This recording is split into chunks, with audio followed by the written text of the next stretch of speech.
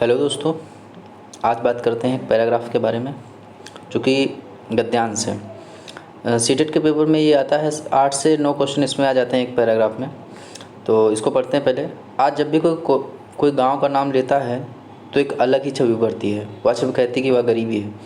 इसको हमें क्या करना है, थोड़ा जल्दी पढ़ना है। वह शिक्षा और अज्ञान है, वह अंधविश्वास है, गंदगी है, बीमारी है। हमें विचार करना है कि सच क्या है। क्या हमारे गाँव ऐसे ही हैं आज? आज जो हम गांव की दुर्दशा, इसके लिए जिम्मेदार कौन है? इन सवालों की पड़ताल करते हुए हमें नई समझ बनानी है तथा गांव को सही रूप पहचान करनी है। वैसे यह खुदा का शुक्र है कि गांव तक कई तरह के आक्रामक दुष्प्रभाव के बावजूद उनका मूल स्वरूप नहीं बदला है। जो दूरस्थ गांव हैं, शहर के पड़ोस से दूर, उनकी निजता तो खासी बची हुई है। ऐसी स्थिति में हमारा दायित्व, एक शिक्षित समाज का दायित्व क्या बनता है? हमें विचार करना है, मगर ऐसा कोई विचार गांव को आंखों से देखे बिना, स्वयं देखे कर समझे बिना नहीं किया जा सकता। तो हमें अपनी फर्स्ट हैंड समझ बनाने के लिए गांव चलना है। अपने मूल स्वरूप में गांव एक वेधशाला है। वेधशाला, जहाँ पर किसी लक्ष्य को बेधा जाता है, उस जगह को कहते हैं वेधशाला। मतलब जहाँ पर किसी लक्ष्य पर निशाना लगाया जाता है। एक विद्याशाला है। विद्याशाला मतलब विद्यालय। गांव वेधशाला या प्रयोगशाला इसलिए है कि ज्ञान को रोज़ वहाँ कर्म की कसौटी पर कसा जाता है।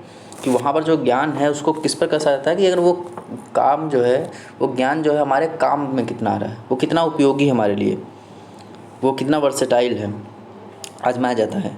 जो ज्ञान कर्म की कसौटी पर खरा न उतरे तो उसे खारिज कर दिया जाता है। यह हर ज्ञान के होने की शर्त यह है कि वह सृजन और उत्पादन की शान पर तराशा जाए। तो सृजन मतलब उत्पन्न करना, पैदा करना।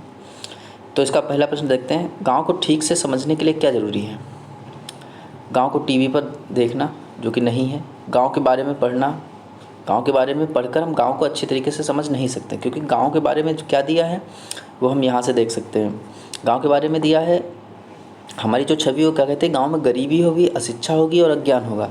लेकिन गाँव को अगर हमें वाकई में जानना है तो हमें क्या करना होगा? स्वयं गाँव में जाना होगा। तो इसका ऑप्शन सही हो जाएगा तीसरा। गांव को प्रयोगशाला क्यों कहा जाता है? तो हमने अभी देखा कि इस पैराग्राफ में से आंसर निकालेंगे। गांव को वेधशाला क्यों कहा जाता है? क्योंकि यहाँ पर जो है ज्ञान को रोज़ वहाँ के कर्म की कसौटी पर कसा जाता है। तो इसका क्या आंसर सही हो जाएगा? ज्ञान को कर्म की कसौटी पर कसा जाता है। हमको इसमें अपना कोई अतिरिक्त दिमाग नहीं लगाना है, चारों आंसर पढ़ने हैं।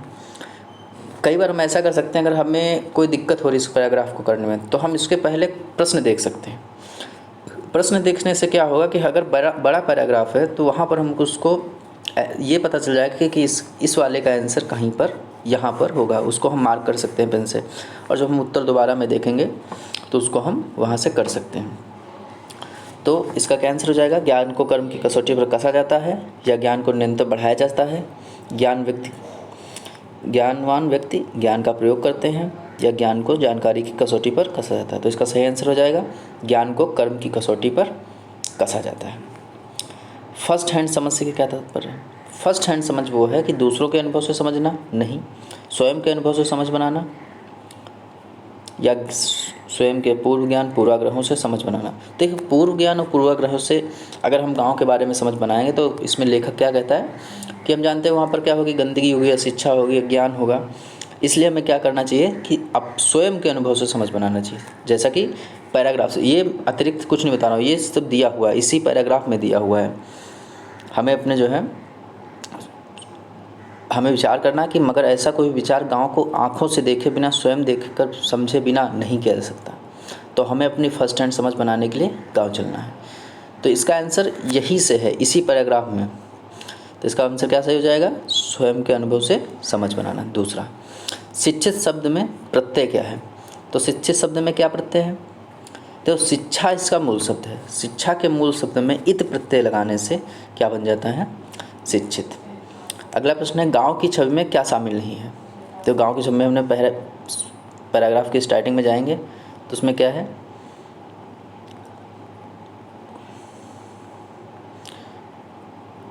गांव की छवि क्या कहती है कि वहाँ गरीबी है, वहाँ शिक्षा है और वहाँ अज्ञान है। तो ठीक है, उत्तर में हम देखेंगे। तो गांव की छवि में क्या शामिल है? नहीं है। नहीं पर जोर देना है। तो अशिक्षा, अज्ञान, गंदगी, तो तीनों शामिल है, कर्म उसमें शामिल नहीं है। क्योंकि जो शहर के लोग हैं, जो बाहर के लोग हैं, वो ये नहीं समझते गांव में कर्म को प्रधानता दी जाती है। अगला प्रश्न है, ज्ञान के होने की अनिवार्य शर्त क्या है? तो पैराग्राफ की लास्ट लाइन में दिया था कि ज्ञान के होने की अनिवार्य शर्त यह है कि वह सृजन और उत्पादन में कितना उपयोगी है। तो इसका आंसर सही हो जाएगा पहला वाला। अगला प्रश्न है, अनुच्छेद के आधार पर कहा जा सकता है कि गांव में समस्त परिवर्तन सकारात्मक हुए हैं। सही हो सकता है। गांव में बीमारी और अज्ञान ही है। नहीं, ऐसा नहीं, ये पूर्वाग्रह है। गांव में लोगों अशिक्षित और अज्ञानी हैं, ये भी पूर्वाग्रह है।